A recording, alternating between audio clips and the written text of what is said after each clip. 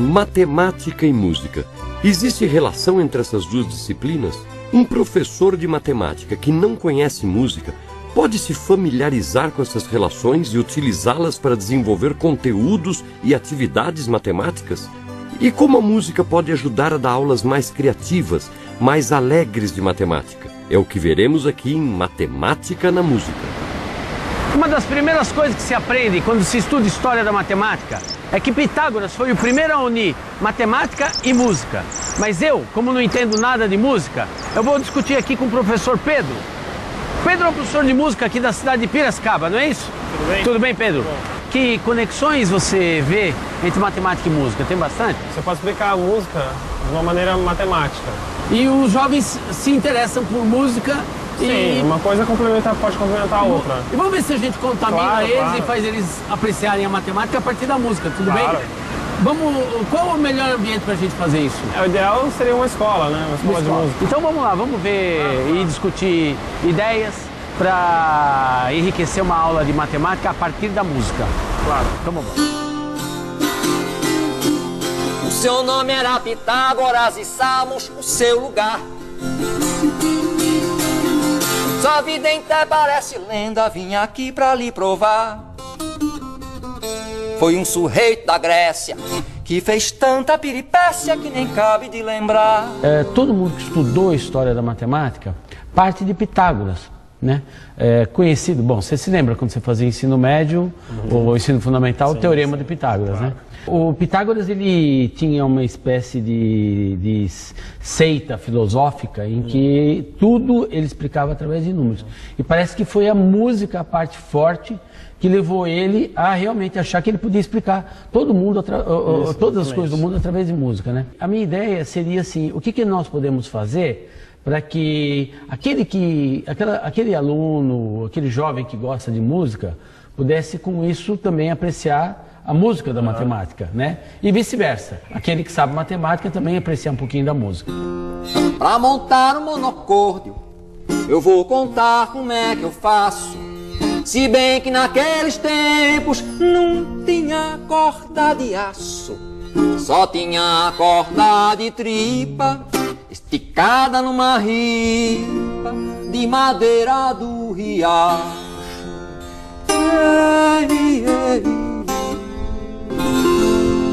Esse daqui é o monocórdio inventado por Pitágoras. Primeiro de tudo, ele fez essa caixa aqui. Oca, que nem toca de toco, pica-pau. Depois ele arrumou umas mulheres rendeiras. Modo de esticar esses dois fiozinhos de tripa aqui. Mas bem esticadinho mesmo, né? Por causa que só assim é que ele faz aquela gemedeira, né? E os dois fios com o mesmo som, né? Que nem que eu já disse, né? Olha, um e outro. Igual que nem. E essa de baixo aqui vai ficar desse jeitinho que tá. Sem mudar de nome, de nota, de nada. Esta ele chamou de fundamental. Por causa que era a base. O ponto de referência dele para fazer os carcos. Mas essa outra corda aqui de cima, essa daqui, vai começar a mudar de som, de nome e de nota. Já. Por causa desse trocinho aqui que ele inventou. O tal de cavalete móvel. Que é pra modo de botar por debaixo dessa corda aqui. E que se mexe para as bandas de lá e para as bandas de cá. Para as bandas de lá e para as bandas de cá. Que é pra modo de ir dividindo a corda em diferentes lugares para mudar o som dela. Por causa que se eu colocar o jeguinho aqui, por exemplo, só esta parte da corda aqui é que vai vibrar e fazer som. Então pra cá, diminui o tamanho da corda. E pra lá, aumente-a. E o som vai mudando.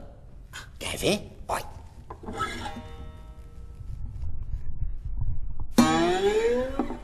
Então, mostra aqui pra gente, no instrumento, essas relações numéricas que o Pitágoras teria observado no estudo do monocórdio. Tá. O violino, aliás, os instrumentos de corda, ele tem uma estrutura parecida com a do monocórdio, né? Porque ele, assim como o monocórdio, é uma corda estendida, né? No caso são 4. Elas estão estendidas entre dois pontos fixos, um cavalete e uma pestana, né? Então, a ideia é muito parecida. A diferença é que a gente usa o arco para tocar. Então, eu vou demonstrar mais ou menos a primeira descoberta que ele fez. Tá. A gente conhece as 7 notas musicais, né? Do, ré, mi, fá, sol, lá, si, dó, partindo desse princípio.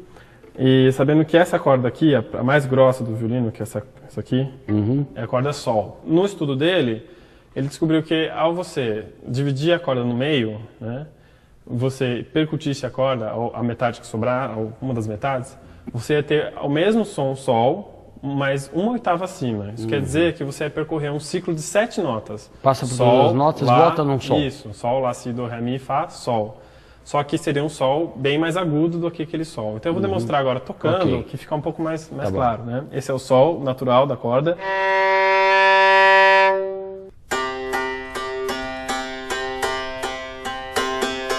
É bem grave, é a nota mais grave do violino, no caso. E dividindo a corda, né? Aí a gente usa o dedo, né? No caso, não é outro cavalete. Pela metade aí, Pela no metade, caso. mais ou menos. Você tem o mesmo som, uma oitava acima. Tá. Então você tem esse aqui.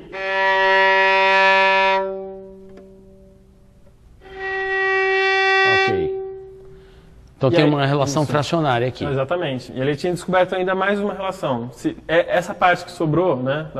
Se ele dividisse mais uma vez essa parte na metade, formando aí 3/4. Ok, tem 3/4 aqui e 1/4 aqui. Isso. E ele ia achar mais uma relação.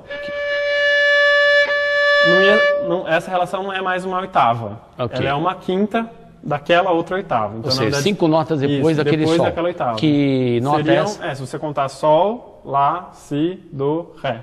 Ok. Né? Então você teria o primeiro Sol, a primeira metade, que é a primeira oitava, que também é um Sol, e a outra metade. E essa harmonia da relação das frações da música fez o Pitágoras achar que tudo podia ser explicado como isso. Ele poderia, né, fazer a proporção de nota para cada nota, para descobrir como é que era. Agora, essas relações, que são relações de proporcionalidade, né? A gente está falando de frações, mas são relações de proporcionalidade. Elas existem também em outros instrumentos? Existem. Tanto os instrumentos, todos da família de arco, né? Elas são da mesma princípio, que é o violino, a viola de arco, o violoncelo, o contrabaixo. E você vê essa proporção de outras maneiras também, em instrumentos de sopros e instrumentos de corda percutida, como o piano, só que é um pouco mais diferente. E você pode mostrar com outros instrumentos de corda ainda? Posso, claro.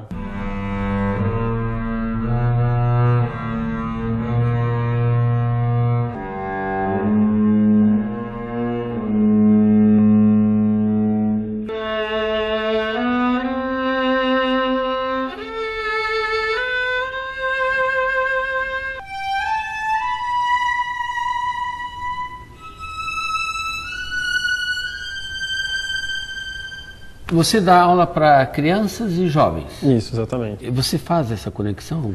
Ideias matemáticas? Você acaba tendo que usar as ideias matemáticas, mesmo as mais simples. Como frações? Como frações ou cálculos simples. Eu tocar, por exemplo, se você contar para mim 4, para eu fazer primeiro tocar uma música bem simples, Marcha Soldado. Tá. Então, conta para mim os 4 pulsos. 1, 2, 3, 4. 1, 2, 3, 4. 1, 2, 3, 4. 1, 2, 3, 4. 1, 2, 3, 4. Exatamente. Ou você usar o compasso ternário para fazer uma valsa. 1, 2, 3. Tá, mas 1, 2, 3. 1, 2, 3. 1, 2, 3. 1, 2, 3. 1, 2, 3. 1, 2, 3, 1, 2, 3, 1, 2, 3. Ok. Só que essa contagem está um pouquinho defasada. Agora, é engraçado, você está falando dessa marcação de tempos, né? Você vê que a minha tentação é usar as mãos como se eu estivesse, né, fazendo o gráfico da música, né? Exatamente. A gente pode falar de gráfico na música, não pode? Pode. Acho que desde a vibração do som que você constrói através de gráfico. Me lembra muito a senoide, que é a função seno, que tem como o gráfico de uma onda, né? Isso.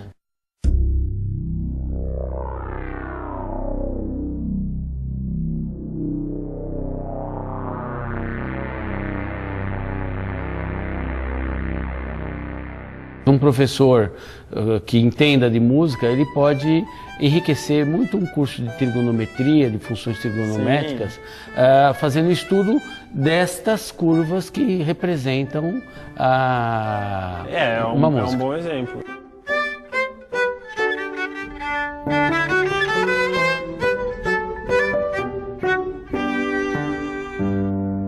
Maravilha. Tudo bem? Professora, o Pedro estava mostrando as relações numéricas que Pitágoras teria observado no monocórdio. E é possível observar essas relações numéricas num outro instrumento? Por exemplo, no piano? Em todos os instrumentos é uma lei fixa, né? Para todos eles. No piano é muito fácil da gente enxergar, nesse piano de cauda, porque nós vemos as cordas mais curtas, que são as notas mais agudas, né? Depois vocês podem ver que a corda é bem curta. Aí, ao passo que eu venho para o mais grave, as cordas já são bem mais compridas, um pouquinho mais grossas, que também isso influencia. O material de que ela é feita, né? O Pitágoras percebeu isso também. E as mais grossas, que são os mais graves, né? Que elas são bem grossas e bem mais compridas. E essa relação, se vocês pegarem uma régua e medir, ela está presente em todas essas cordas. Então, eu posso tocar a mesma nota em várias alturas, né? Então, por exemplo, uma bem aguda, aí uma oitava mais grave. Então, é sempre o mesmo som, só que em alturas diferentes. Cada vez as cordas são mais compridas. Então, quanto mais comprido, mais grave. Que nota é essa que a senhora fez? É um dó. É um dó. Aquele sol que ele tirou no violino, é possível tirar aí? Sim. Esse aqui seria um sol médio. Agora, uma oitava acima. Você podia fazer com o violino? As mesmas? As mesmas. Esse aqui.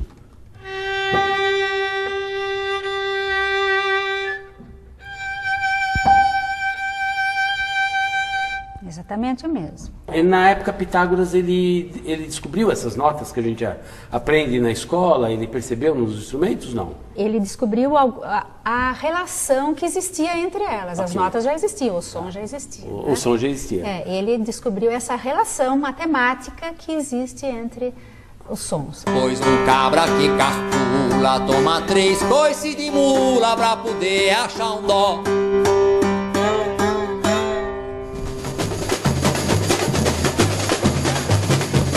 Nosso negócio é música e matemática. Eu vim conversar com o professor Pedro Paulo, que além de professor de música, gosta de matemática, que eu sei, né? E o mestre Mickey é o chefe da bateria aqui da escola. Vamos tentar ver como é que a gente consegue falar um pouquinho da matemática, da música, mas nesse ambiente bonito aqui da escola. A gente pode trabalhar a matemática a partir dos ritmos e desta polirritmia, que é o que acontece numa bateria de escola de samba, que é a mistura de ritmos, mas que não é uma mistura qualquer, é uma mistura que tem um fundamento matemático, né, mesmo que seja intuitivo. A batuta está com você, agora eu sou todo ouvidos, tá bom? Tudo bem.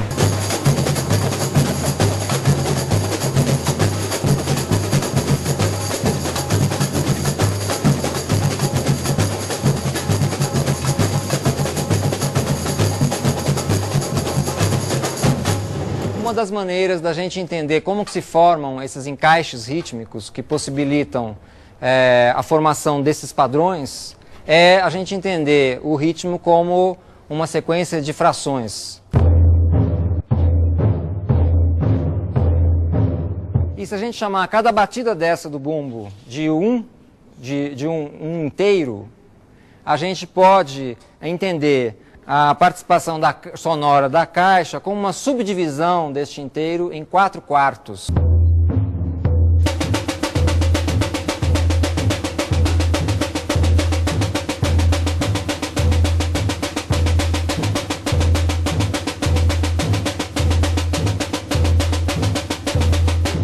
Só que isso não forma samba. Então, para essas frações, além de elas se encaixarem ritmicamente, elas também têm um dado cultural. E esse dado cultural que faz com que essas subdivisões rítmicas tenham esse caráter de samba, tem esse sotaque, vamos dizer assim, musical, é que entram os acentos. Vamos fazer de novo a entrada dos surdos e depois da caixa.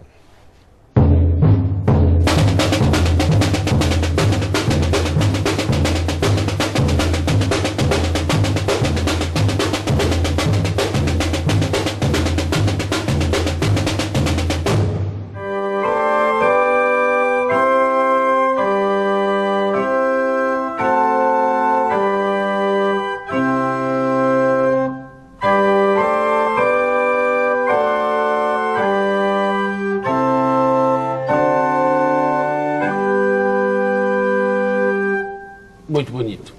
Professora, esse órgão aqui, apesar de ter as teclas que nem o piano, mas ele não tem as cordas do piano que a senhora mostrou, né? Não, o órgão é um instrumento muito antigo e é um órgão mecânico e funciona a ar.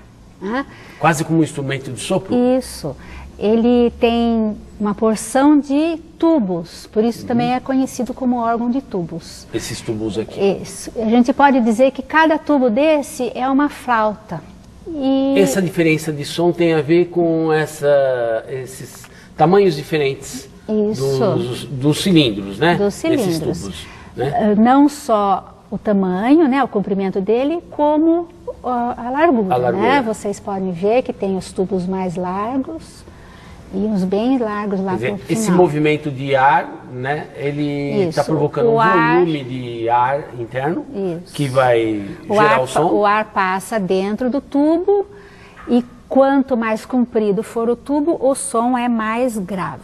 Quer dizer, vai ter uma relação proporcional que nem a gente viu ali nas cordas, só que aí a proporção vai ser do volume de ar movimentado dentro do cubo. Isso. O Pitágoras fez essa descoberta também. com tubos de bambu que ele assoprou, fez flautas primitivas do jeito que ele pôde fazer. Ele fez essa mesma descoberta que ele fez com cordas, ele fez no tubo de ar.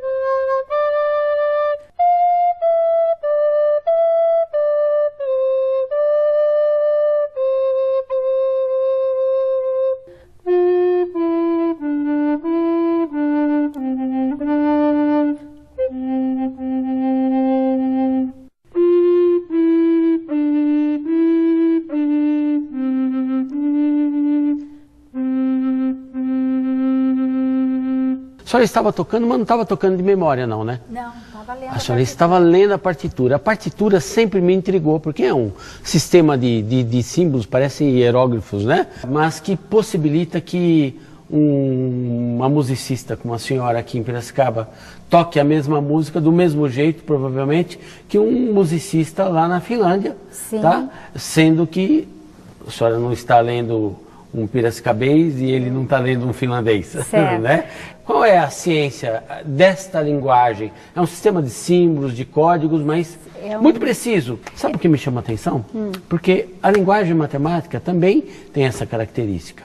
Todos podem ler. Todos podem ler, é uma linguagem universal. Muitas das dificuldades que os alunos têm em matemática, muitas vezes não é o raciocínio matemático, não é a ideia matemática, não é a situação problema, é a linguagem em que a matemática está sendo expressa. Certo. Então, se dá pouca atenção ao trabalho didático de negociar o significado da linguagem matemática, essa linguagem universal. Muitos símbolos da linguagem matemática são tidos como arbitrários, mas na verdade, historicamente, eles foram convencionados. Né? Por exemplo, o famoso símbolo da raiz quadrada, ele é uma escrita apressada da letra R, da palavra radix, do latim, mas escrito em letra gótica, então que dá aquela ideia do chapeuzinho. Então, com o tempo, um grande matemático começa a escrever assim, os outros que utilizam o livro dele, e se forma uma convenção numa comunidade. Né? Eu acredito que algo parecido aconteceu com a pauta musical. Pitágoras vivia lá nos primórdios, mas tinha imaginação. Inventou o monocórdio para fazer a experimentação e verificar na prática Por que é que são simpáticas as notas da canção? Bom, Pedro, chegou a hora do nosso balanço, né? É hora da gente pensar sobre as possibilidades de levar tanto a matemática para o ensino da música, como a música para o ensino da matemática. Eu fiquei muito, mas muito motivado mesmo com as possibilidades de, primeiro, me aprofundar um pouco mais, conhecer alguns conceitos, né? Segundo, utilizar isso para ensinar conceitos matemáticos. Eu vi ideias de razão, de frequência, a própria senoide que aparece na vibração das cordas. Eu estou muito motivado a estudar. Então, eu acho que uma sugestão para os professores é pesquisar, entrar em contato, perguntar até para algum aluno que toque música, né, e montar algum projeto, não acha? A música tem em si fortes elementos matemáticos, tanto elementos mais complexos como elementos mais simples ou mais diretamente perceptíveis, como é o caso das frações, como a gente viu, tanto na relação das notas musicais e na formação da escala musical. Você tem frações, também nos ritmos isso ocorre. Então, uma forma de você estabelecer a relação da música com a matemática é o professor investigar mais essa analogia que existe, essa possibilidade de analogia entre a música e os seus elementos sonoros e rítmicos e suas notas musicais e as frações. Eu vi na sua exposição o monocórdio um instrumento muito simples. Eu imaginei que seja possível construí-lo em sala de aula junto com alunos, etc. O monocórdio ele é possível de ser confeccionado em sala de aula e não é difícil, mesmo porque você vai precisar do quê? De uma caixa, de um fio flexível que pode ser uma corda de instrumento ou um elástico mesmo e, enfim, fazer ali as subdivisões, né? Então é possível que o professor, usando a sua criatividade, o seu conhecimento, ele consiga estabelecer aí uma série de atividades e um processo de conhecimento relacionando música e matemática. Olha, eu vou dar um depoimento assim meu, né? Eu fiquei muito motivado com tudo que eu ouvi e vi acontecendo e estou motivado a estudar um pouco mais de música, ver outras relações um pouco mais sofisticadas, que envolve razões, potências. Eu vou procurar pesquisar e temperar um pouco melhor algumas aulas que eu vou dar. Eu acho que o recado para todo mundo é: vamos harmonizar essas aulas de matemática um pouco, né? É isso aí. Agora você já sabe que existe uma relação direta entre a matemática e a música. Nesse programa, Bigode, que não entende nada de música, apontou fatos relacionados à história da música e à participação direta da matemática em sua construção. Afinal, tem matemática em toda parte. Antes de encerrar esse programa, veja só uma curiosidade. Este é o músico vietnamita Pen Duc Phan. Ele executa uma canção no dambal. O dambal é um monocórdio vietnamita. O primeiro registro de sua existência data de 1770. O solo de dambal faz parte da música tradicional do Vietnã e é muito popular nesse país. E hoje o dambal está presente em conjuntos de música contemporânea asiática. Nós não podemos afirmar que o dambal tenha se originado a partir do monocórdio de Pitágoras, de que muito falamos aqui nesse programa, embora seja difícil não estabelecer uma relação entre eles.